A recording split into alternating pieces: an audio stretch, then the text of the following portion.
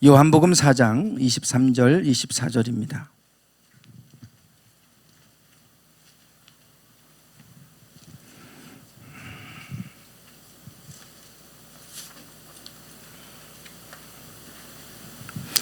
요한복음 4장 23절과 24절입니다.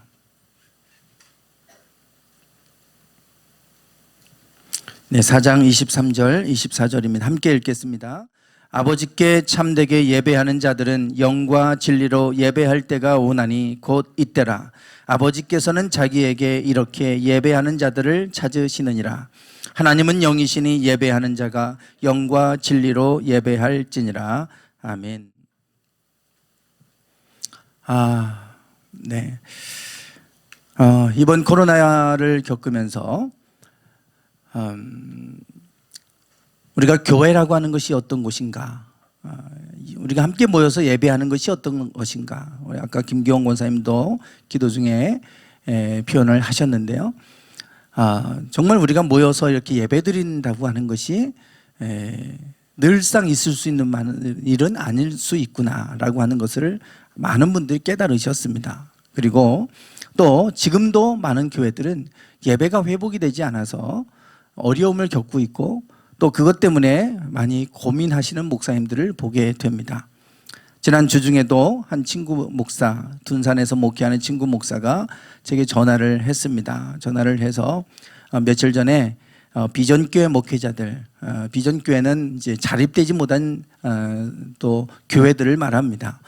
그런 교회들 모임이 있어서 갔더니 그 모임을 이끌어 가시는 목사님께서 코로나로 인해서 좀 많이 어렵지 않느냐 그러시면서 당신 교회도 재정 헌금이 60%가 줄었다, 40%밖에 들어오지 않는다, 그래서 참 많이 어렵다라고 하는 그런 이야기를 하셨다는 겁니다. 그런데 그런 지금 상황이 당신 교회뿐만 아니라 주변의 큰 교회들이 다 이렇게 어려움을 겪고 있더라라고 하는 이야기를 하셨다는 거죠. 참 주변에서 이런 이야기들을 제가 많이 듣습니다. 앞으로 교회들이 많이 무너지겠다. 제가 코로나를 통해서 교회에 대한 이미지가 언론을 통해서도 그렇게 좋지 않게 이렇게 이제 프레임이 돼 버려서, 그래서 교회 가면 감염되고 교회는 회피의 대상인 것처럼 이렇게 이제 노출이 됐는데, 그것도 그거지만 기존의 성도들조차도 이제는 교회를 많이 지금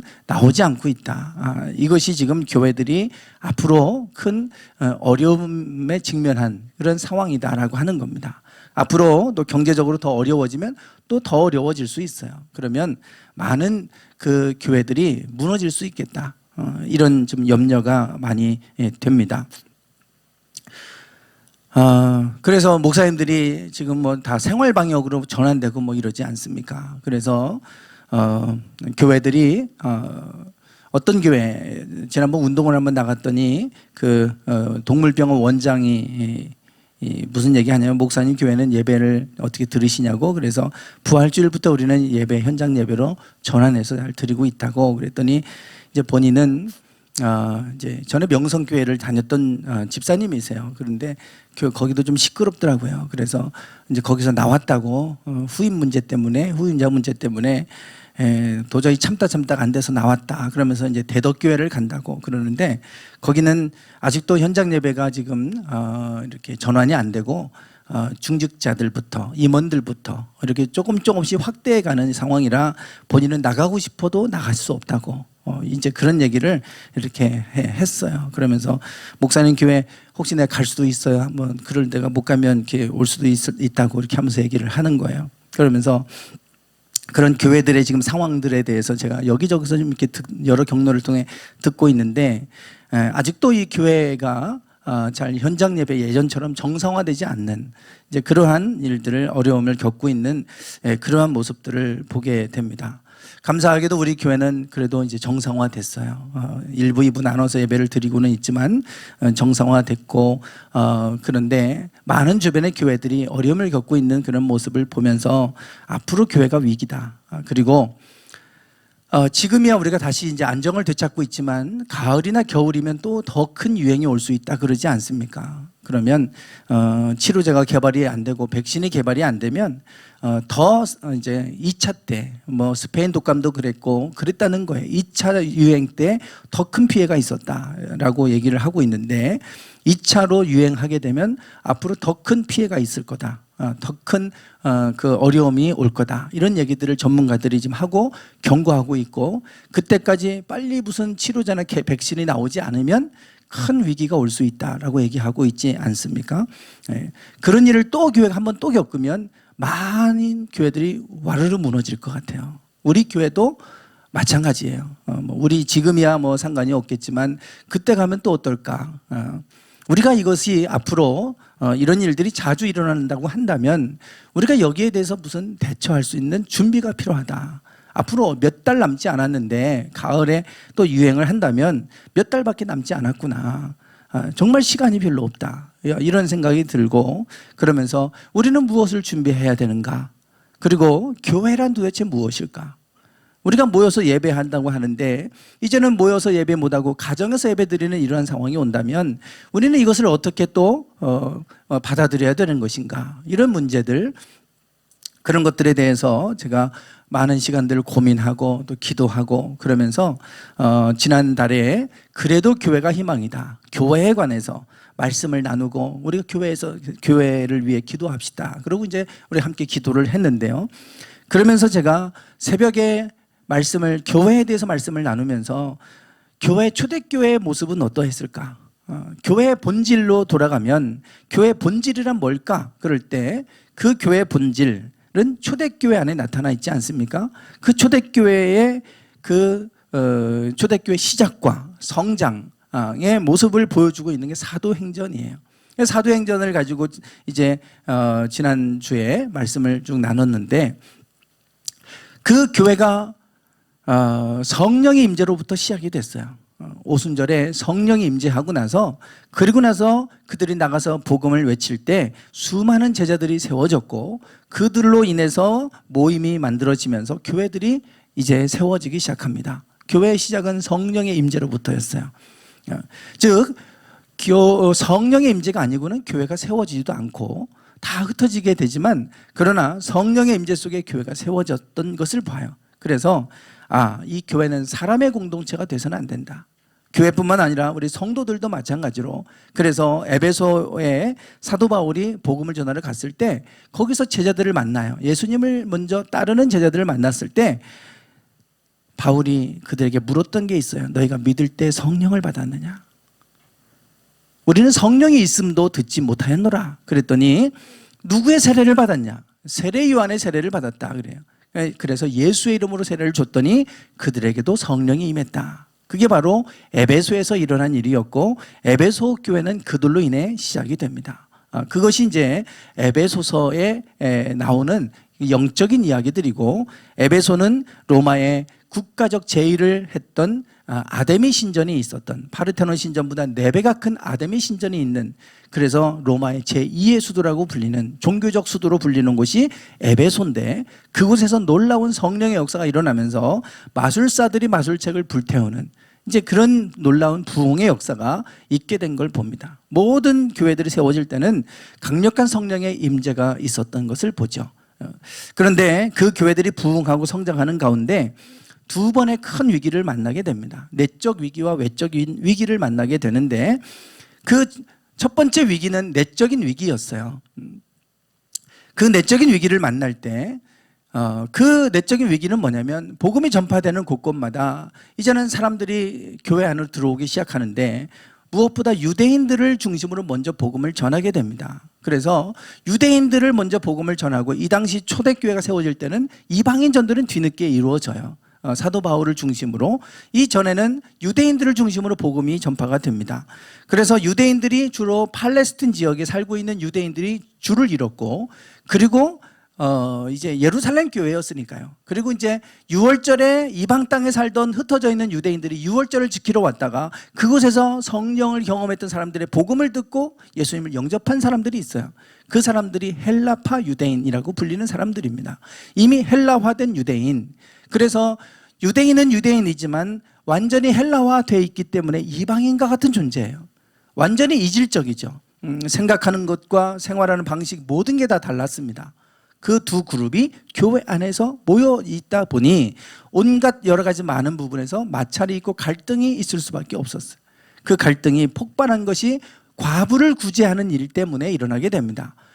이제는 그들이 교회 재정으로 과부나 고아를 돕는 구제 활동을 하는데 그 구제하는 일에 헬라파 유대인들의 과부들이 자꾸 배제되는 거예요. 소수니까. 그리고 팔레스틴 유대계 쪽의 과부들만 도와줍니다. 아니 우리도 똑같이 헌금하고 우리도 똑같이 참여하는데 왜 헬라파 과부들만 배제가 되느냐. 이것 때문에 이제 골마 터진 것이 결국은 이제 그들의 갈등이 골마 터져서 이제 표출된 거예요. 이런 상황 속에 사도들은 이 문제를 해결합니다. 이 문제를 해결할 때 그들은 어떻게 해결을 하는가? 이게 교회의 본질과 관련된 거예요. 교회의 본질. 그게 바로 뭐냐면 제자들을 다 불러 모아놓고 하나님의 말씀을 제쳐놓고 접대를 일삼는 것이 마땅하지 않다. 하나님의 말씀을 뒤로 하고 제쳐놨다는 것은 그것이 우선순위에서 밀렸다는 거예요. 본질이 그건데 그 본질은 사라지고 이 접대, 돕는 것, 구제하는 것을 일삼았다는 거예요. 그거를 우선으로 여겼다. 그러다 보니 이런 일이 생긴 거다. 즉 불공평의 문제가 아니라 이거는 본질의 문제다. 우선순위의 문제다. 이렇게 접근을 하게 되는 거죠. 그래서 지금 이것을 만약에 공평과 불공평의 문제로 봤다면 그냥 똑같이 배분해서 헬라파 유대인의 과부들도 좀 껴주고 이렇게 해서 그냥 공정하게 딱 나눴으면 이게 해결될 문제가 아닙니다. 이 문제는 해결되겠죠. 그러나 두 그룹 사이에 이 갈등은 해결되지 않아요. 본질은 다른 거예요. 그게 아니에요. 본질은 우리 안에서 뭐 헬라파 유대인과 히브리파 유대인 어디 있어요? 복음 안에서 하나지. 그래서 그들에게 말하는 거는 하나님의 말씀을 제쳐놓고 접대를 일삼았기 때문에 이렇게 온 거다. 우리가 교회의 본질을 잃어버렸다는 거예요. 그래서 이 교회의 본질에 우리가 접근해야 되는데 이 일은 구제하는 일은 성령과 지혜가 충만하여 칭찬받는 사람 7을 택해서 그 일은 그들에게 그냥 다 맡겨버리고 7 집사에게 위임하고 우리는 뭐 하자는 겁니까? 오직 기도하고 말씀 사역에 힘쓸 것이다 그랬어요. 그리고 그들은 기도하고 말씀 전하는 일에 힘쓰게 돼요. 이게 교회의 본질이라는 거예요.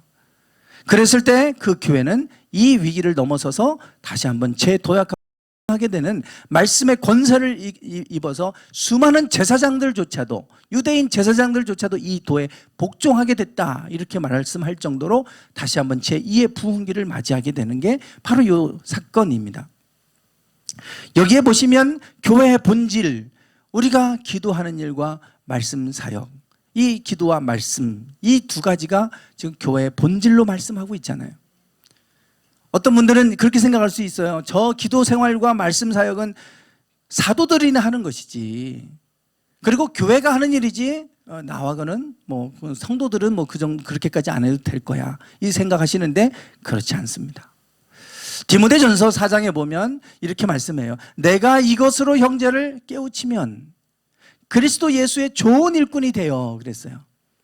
그래서 믿음의 말씀과 내가 따르는 좋은 교훈으로 양육을 받으리라. 이것으로 형제를 깨우치면 그리스도 예수의 좋은 일꾼이 될 것이다 그랬어요. 그리스도 예수의 좋은 일꾼이 되려면 이것으로 형제들을 깨우치라는 거예요. 이것이 뭐냐? 이것이 뭐냐? 4장 6절에 이것이라고 나오면 그 앞에 뭔가 말씀하는 게 있을 거 아니에요? 그러니 앞에서 얘기하고 이것으로 형제를 깨우쳐라 그러잖아요. 앞에 뭐냐? 하나님께서 지으신 모든 것이 선함에 감사함으로 받으면 버릴 것이 없나니 하나님의 말씀과 기도로 거룩하여 짐이라. 이 말씀이 나와요. 우리가 그리스도 예수의 좋은 일꾼이 되려면 하나님의 말씀과 기도로 거룩해져야 된다는 거예요. 이것으로 형제를 깨우치라는 거예요. 이 말씀 앞에는 무슨 얘기 나오냐면 혼인을 금해라. 어떤 음식은 먹지 말라 이렇게 얘기한다는 겁니다. 유대적 사고방식이죠. 정한 음식, 부정한 음식 해서 음식 골라 먹고 나눠 하면 거룩해지냐. 어떤 뭐 돼지고기 먹으면 우리가 더러워지고 이러는 거냐. 그 뭘 먹어서 우리가 깨끗해지는 게 아니다. 그 당시 지금 보세요. 우리가 뭐 코로나가 어떻게 지금 시작됐는지 뭐 여러 가지 지금 뭐 논란이 많습니다. 처음에는 우한 시장에서 그 야생동물을 막 먹어서 그렇다 그러고 막 그러잖아요. 사실 야생동물 위험합니다. 여러 가지 많은 이 전염병이 감염될 수 있는 거예요. 옛날에는 더 했겠죠. 집단 생활했는데 전염병이 돌면 큰일 나잖아요. 아무거나 먹으면 안 되는 거예요. 그래서 그 집단을 하나님 보호하기 위해서 정한 음식, 부정한 음식 나눠서 이런 건 먹지 말아라. 이렇게 이제 말씀을 하신 거예요. 지금은 이제 우리하고 똑같이 그런 상황은 똑같겠지만 그래도 우리는 의료 기술 뭐 여러 가지 많은 의학 기술이 발달하고 이제 위생도 우리가 지키고 하면서 많이 좋아졌죠. 옛날에는 그랬습니다. 그러니 먹지 말아야 될 것, 먹어야 될 것을 하나님 구별해 주셨어요. 그런데 예수님 시대에는 사람들이 그거 가지고 거룩해 주는 줄 아는 거예요. 건강해질 줄은 모르지만 그렇게 하면 내 몸을 지킬 수 있을지는 모르지만 그렇다고 해서 우리의 몸이 거룩해지는 건 아니잖아요. 그래서 지금 이 말씀을 통해서 우리가 혼인을 안 하면 거룩해지는 건가? 아니라는 거죠. 어떤 음식을 안 먹으면 거룩해지는 거냐? 아니라는 거예요. 그런 것 때문에 거룩해지는 게 아니다. 우리가 거룩해지는 건 하나님의 말씀과 기도로 거룩해지는 거다. 이것으로 형제를 깨우쳐라. 그러면 그리스도 예수의 좋은 일꾼이 될 거다 그러잖아요. 여기에 하나님의 말씀과 기도 두 가지가 나와요. 초대교회의 본질이 말씀과 기도였잖아요. 교회의 본질도 그거지만 성도들의 본질도 이겁니다. 그리스도 예수의 좋은 일꾼이 되려면 이것이 두 가지가 중요하게 우리 안에 있어야 된다는 거예요.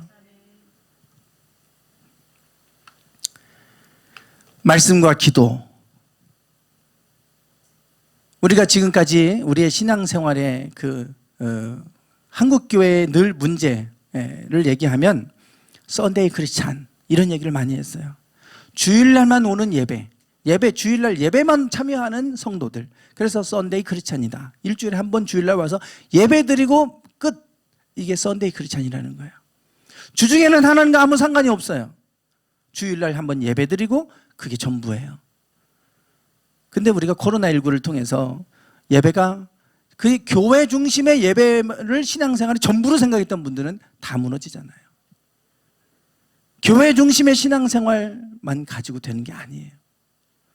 오늘 우리가 그리스도 예수의 좋은 일꾼이 되려면 하나님의 말씀이 있어야 되고 기도가 있어야 돼요. 이것이 신약 성경에서 우리에게 중요하게 말씀하는 신앙의 본질입니다. 이 본질이에요. 여기에 하나 더.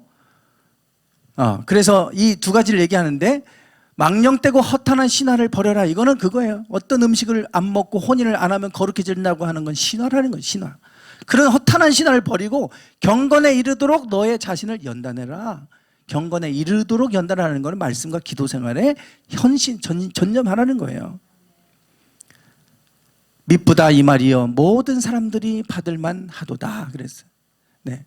자, 그래서 우리가 경건에 이르도록 자신을 늘 연단하고 훈련해야 된다.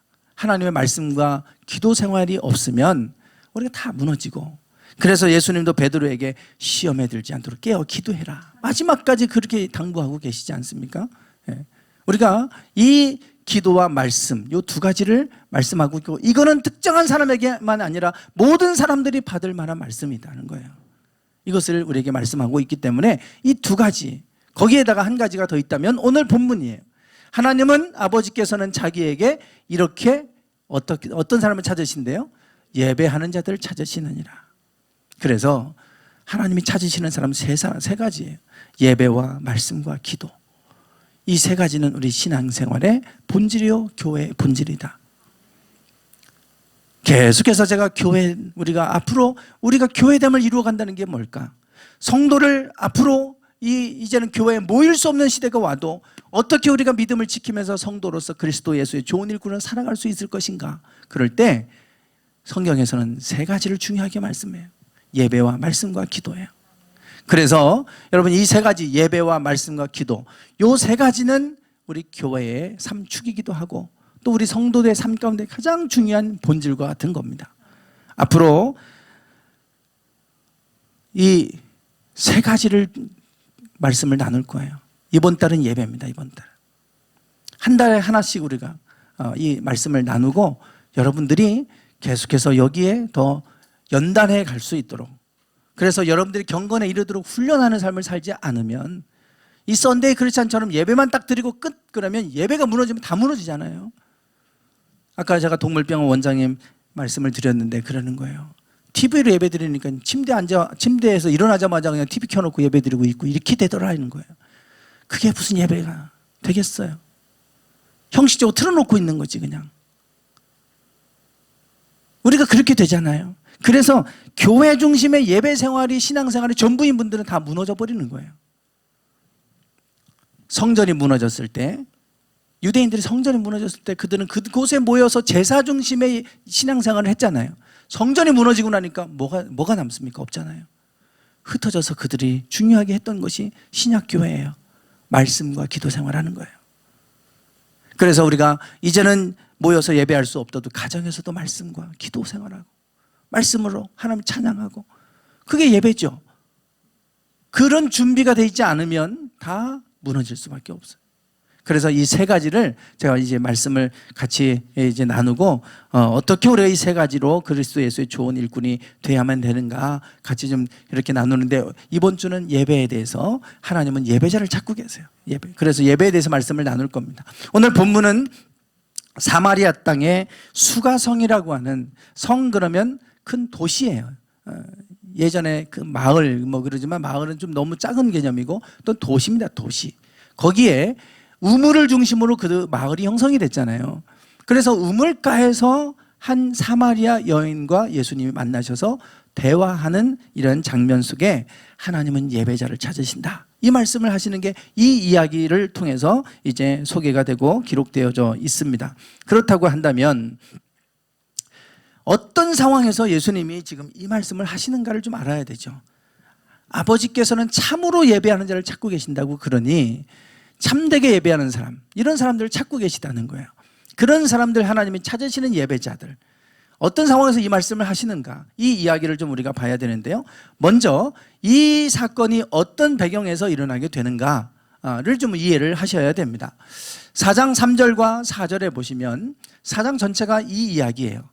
4장 전체가 거의 이 이야기입니다. 유대를 떠나서 다시 갈릴리로 가실세 그랬어요.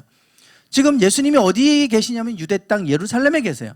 명절이 되면 유대인들은 갈릴리, 나사렛은 갈릴리, 나사렛과 또 가버나움, 다 예수님이 살던 지역은 갈릴리 지역이고, 그리고 명절이 되면 유월절 유대 땅으로 오셨어요. 그리고 사마리아 땅이 있고, 이게 행정구역이 다른 거예요. 예수님 시대는 행정구역이 이렇게 나눠져 있습니다. 이 빨간색이 유대와 사마리아가 한 덩어리로 한 행정구역입니다. 그리고 갈릴리와 베레아, 이 두 지역이 또 한 같은 행정구역이고, 여기 오렌지색이 이두레 지방이라고 하는 곳입니다. 빌립의 영지 그랬는데, 이 예수님이 태어나실 때 예수님을 죽이려고 했던 헤롯, 그 헤롯 왕을 대헤롯이라고 부릅니다. 그리고 그 헤롯 왕이 자기 아들 3명에게 자기의 땅, 이 영토, 이스라엘 땅 영토를 셋으로 나눠서 자기 세 아들들에게 나눠줘요. 그것을 분봉왕이라고 그래요. 그 3명한테 나눠주는데, 첫 번째로 유대와 사마리아를 이만큼을 아켈라오에게 다스리도록 합니다. 그래서 헤롯 아켈라오 이렇게 불러요. 그 아버지는 대헤롯이라 부르는 거고, 헤롯 아켈라오. 그리고 갈릴리와 베레아 지방은 헤롯 안디바, 성경에 안디바, 안티파스라고 하는 사람이에요. 헤롯 안티파스, 헤롯 안디바. 그리고 오렌지색 여기는 헤롯 빌립. 그래서 빌립이 이렇게 셋이 나눠서 이 영토를 다스리게 됩니다. 그러다 보니까 왕들이 다른 거예요. 지금 분봉 왕들입니다. 그런데 이 아켈라오가 너무나 악행을 많이 범해요. 그래서 폭동이 일어나요.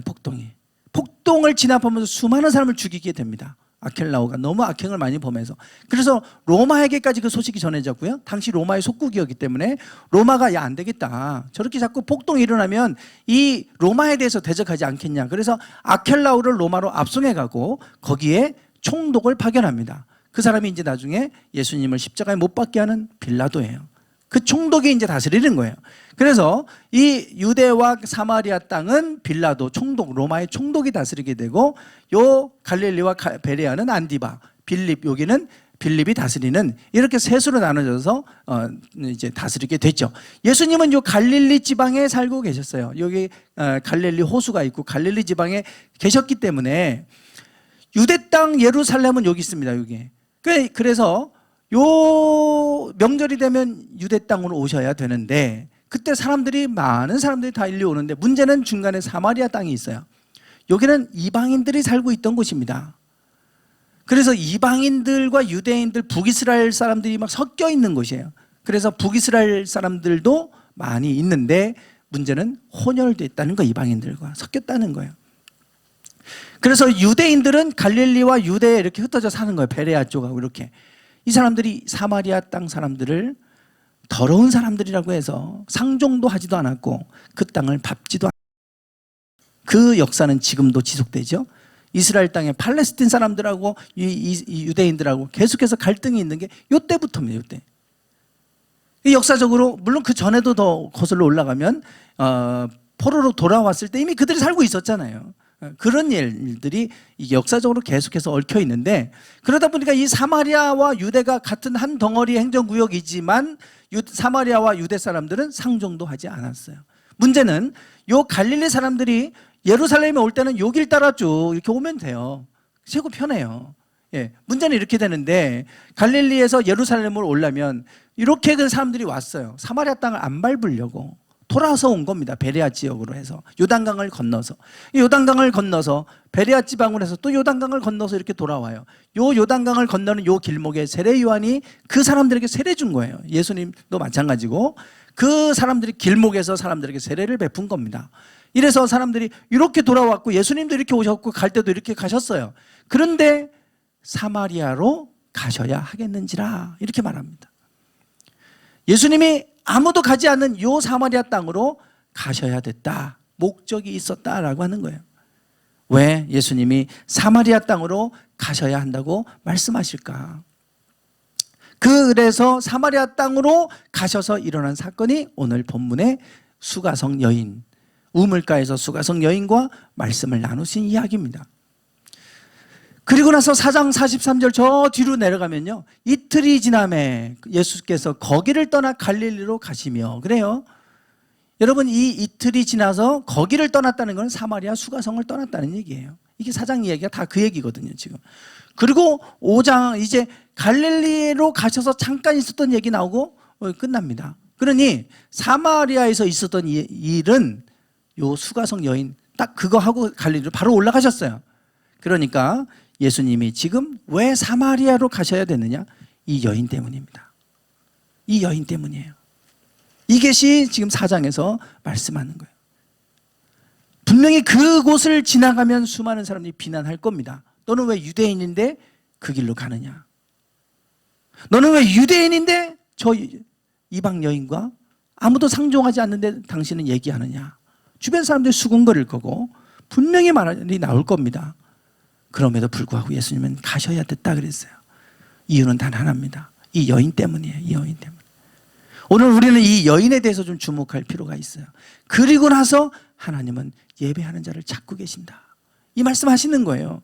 즉 이 여자가 어떤 여자예요? 예배를 갈망하는 여자예요. 그러니까 예수님은 이 여인을 만나기 위해서 일부러 사마리아 땅으로 통행하여야 하겠는지라 이렇게 말씀하시는 겁니다. 자, 이 여인이 어떤 여인인가 이미 여러분들이 좀 아실 거예요. 이 여인을 우리가 알 수 있는, 우리가 추측해 볼 수 있는 어떤 여인인지 추측할 수 있는 게 두 가지가 나옵니다. 먼저 예수님께서 이 유대 땅 예루살렘에서 걸어서 사마리아 땅 수가성으로 오셨어요. 많이 피곤하셨고 또 목이 마르셨겠죠.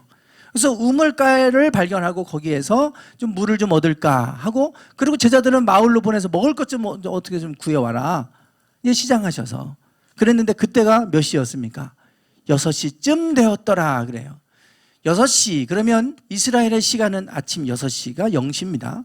0시. 그래서 6시 그러면 정오 12시예요. 정오예요. 그래서 정오라고 하는 거고요.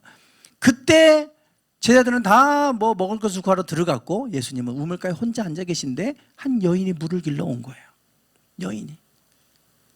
아무도 나오지 않는 그 시간에 여인이 나왔다. 그것도 정오에. 뭔가 시사하는 바가 있죠. 옛날 사람들, 옛날 여인들이 주로 물을 기르는 일을 맡아서 했잖아요. 빨래하는 일. 그러면 이제 물 있는 곳에 가서 강가에 가서 뭐 이렇게 빨래도 하고 이럴 거 아니겠어요? 근데 그분들이 빨래하러 나간다든지 물을 길러 가는 시간은 그냥 물 길고 길러서 오는 시간만이 아니라 마을에 자기 친구들 또 사람들을 만나고 대화하는 장소예요, 그곳이. 그러니까 사람들이 나오는 시간대에 나오고, 이 또 정오는 너무나 뜨거운 시간이기 때문에 잘 움직이지 않는 시간이에요. 중동은 12시부터 2시까지 오침 시간이 따로 있을 정도로 그렇게 뜨거운 시간 아닙니까?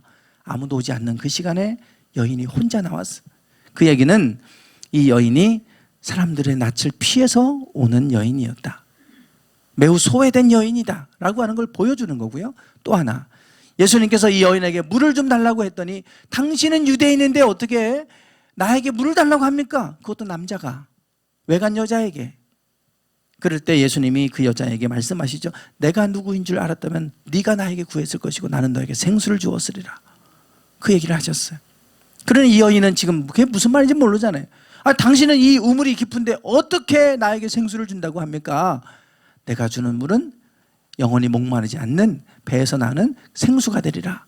예수님 그 말씀 하시죠. 그런 물이 있다면 나에게 좀 주세요. 다시 물 길러 오지 않고 영원히 목마르지 않는 물, 그런 물이 있다면 나에게 좀 주세요. 그랬을 때 예수님이 너의 남편을 데려와라 이러셔요. 그러니까 내 남편이 없어요. 그럼 예수님이 뭐라고 하시냐면 이렇게 말합니다.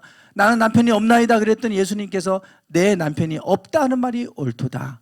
너에게 남편 5이 있었고 지금 있는 자도 내 남편이 아니니 내 말이 참되다. 깜짝 놀라는 거죠. 내 과거를 다 아시잖아요. 깜짝 놀라서 내가 보니까 당신은 하나님이 보내신 선지자이신 것 같습니다. 이런 대화를 하는 거예요. 남편이 5이 있었고 지금 있는 자도 남편이 아니래요. 지금 6명째 남자하고 살고 있는 거예요. 그래서 어떤 분들은 이 여인을 볼 때 매우 음란한 여인이라고 얘기하시는 분이 계신데 예수님 당시를 생각하면 여자가 저렇게 할 수가 없습니다. 이혼하고 싶어도 남자가 이혼장을 써주지 않으면 이혼할 수가 없었어요. 저렇게 이혼했다는 건 남자한테 버림받았다는 얘기예요. 5번째 버림받고 지금 살고 있는 남자하고 살고도 있지만 아직도 그냥 정식 아내가 아니라 그냥 데리고 사는 이런 여인에 불과하고, 그러다 보니까 마을에서 너무나 유명한 사람이고 그러니까 사람들의 낯을 피해서 물을 길러 오는 여인이에요. 이런 여인이에요.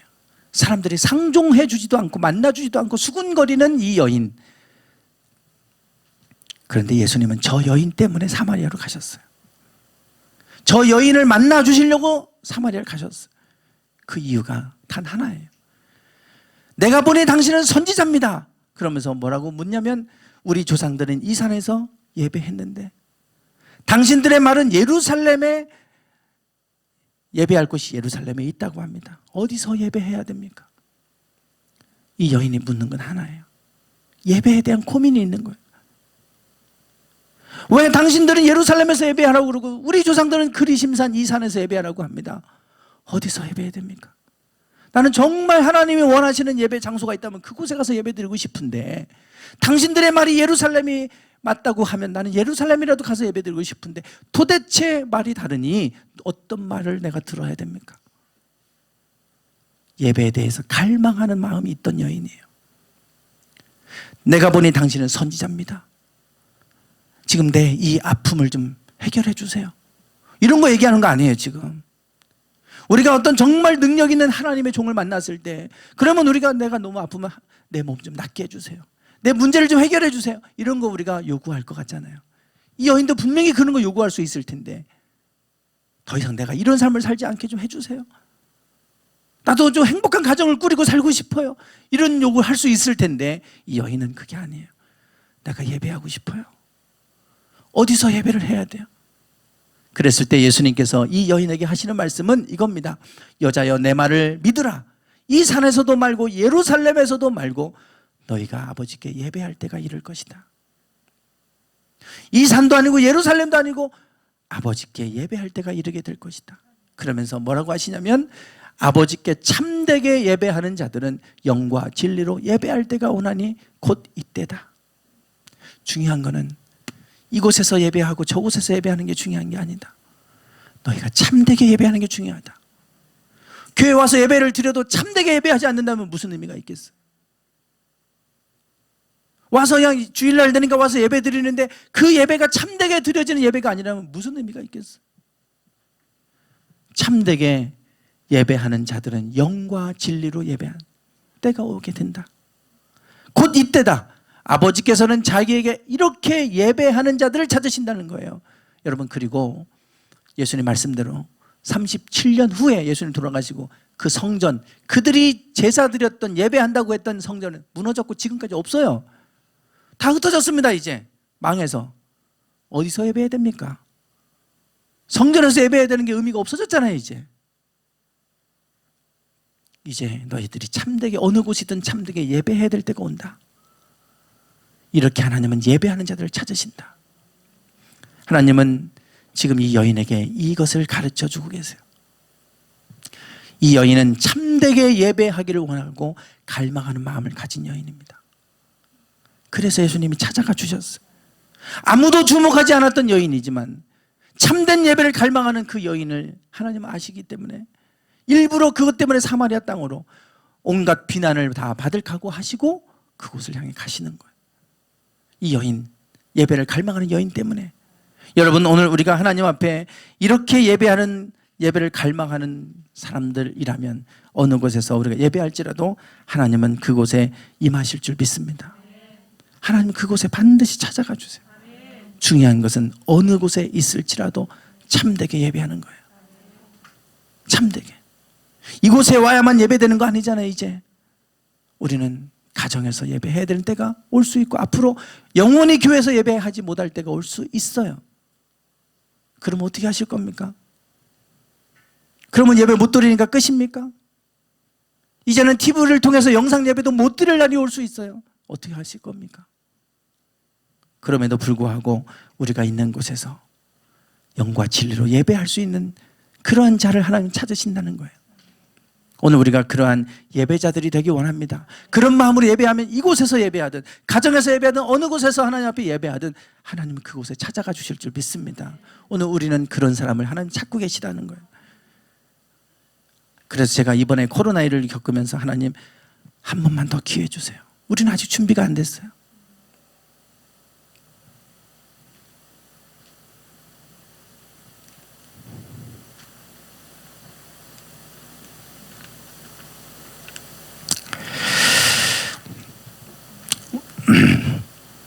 네, 우리가 좀 준비가 필요합니다.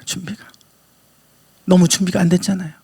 갑자기 이런 일을 만나니까 다 무너지고 지금도 회복이 안 되고 이런 일을 우리가 만났는데 하나님 한 번만 더 기회를 주세요. 우리에게 준비할 수 있는 시간을 주세요.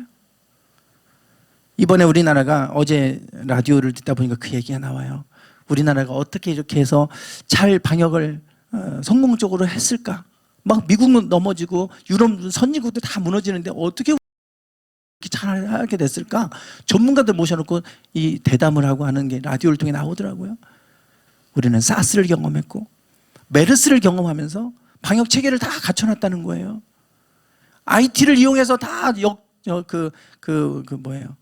추적하는 거, 역학조사하는 거, 이런 것들을 다 어떻게 할 건지 다 이미 매뉴얼을 가지고 있다는 거예요. 이미 그런 것들을 다 준비해놨기 때문에 신속하게 결정하고 할 수 있는 게 준비되어 있었다는 거예요. 사스와 메르스를 거치면서 우리는 이 큰 일을 만날 준비가 돼 있었던 거예요. 앞으로 우리가 이 일을 통해서 또 더 큰 게 올 수도 있잖아요. 준비해야 돼요. 준비. 그게 뭘까?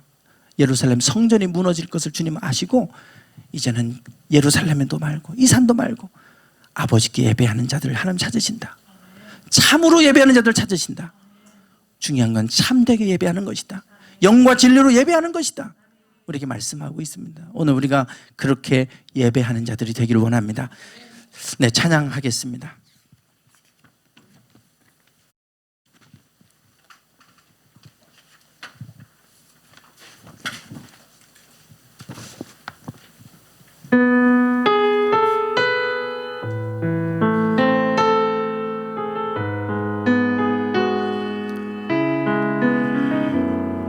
부러진 곳에서 따스한 성령님 마음으로 보내 내 몸을 감싸며 주어지는 평안함 만족 곳에서 나는 예배하네. 어떤 상황에도 나는 예배하네. 부르신 곳에서 나는 예배하네. 어떤 상황에도 나는 예배하네. 사랑과 진리에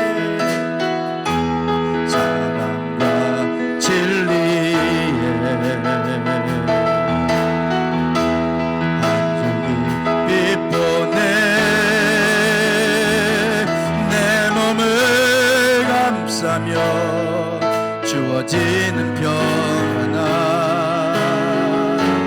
그 사랑을 이 부르신 곳에서 예배하네. 어떤 상황에도 나는 예배하네. 부르신 곳에서 나는 예배하네. 어떤 상황에도 나는 예배. 부르신 곳에서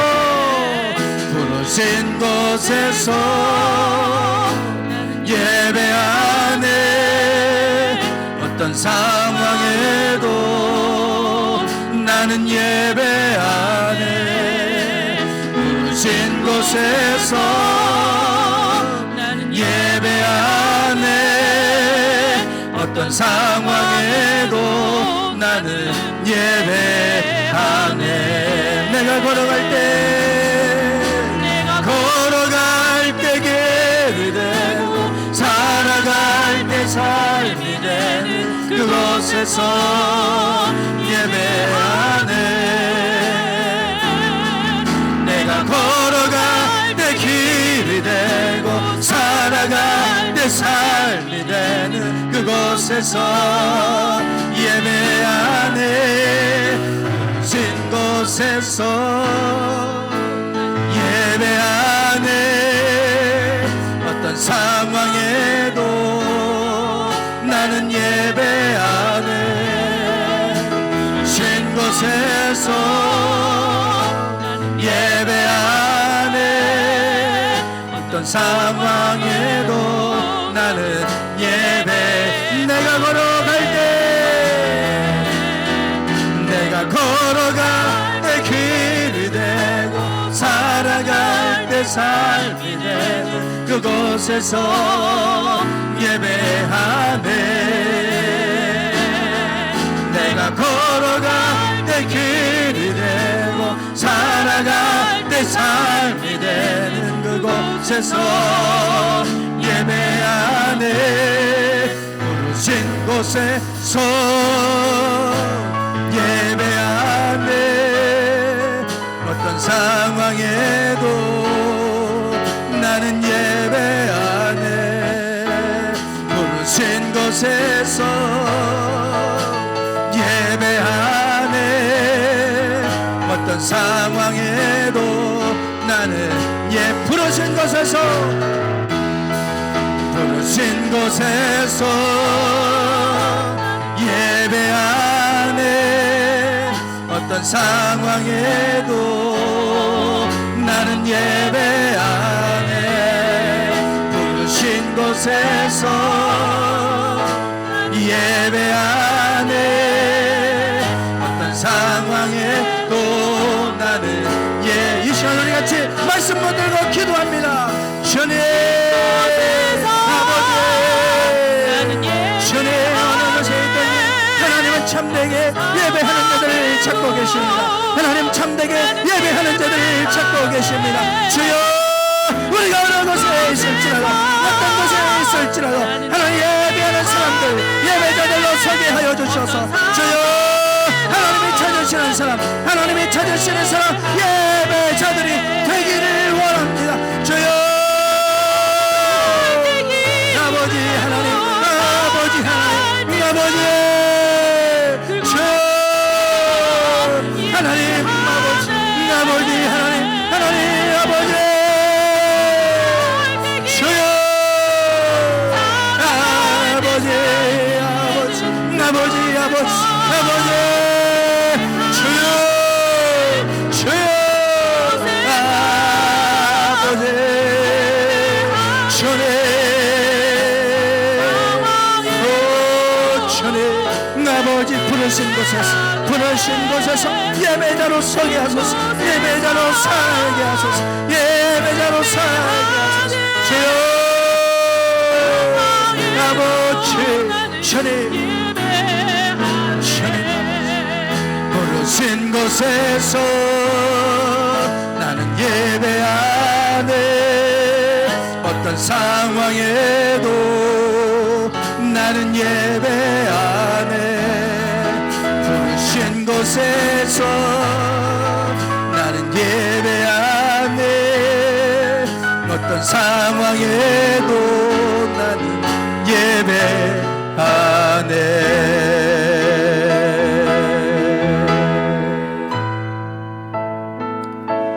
주여 아버지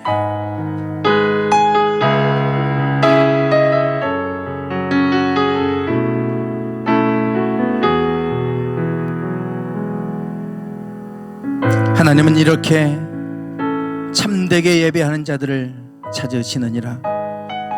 주님 오늘 우리가 주님 앞에 참되게 예배하는 자들이 되기를 원합니다. 하나님은 지금도 예배하는 자들을 찾고 계십니다. 어느 곳에 있을지라도 영과 진리로 하나님을 기쁘시게 하나님을 참되게 예배하는 자들 되기 원합니다. 하나님 저희들을 지켜주시고 어느 곳에 있든지 우리의 마음이 늘 주님 향하는 그 믿음 흔들리지 않게 하시고 견고히 서게 하여 주셔서 하나님을 기쁘시게 되는 예배자로 살아갈 수 있도록 인도해 주시옵소서.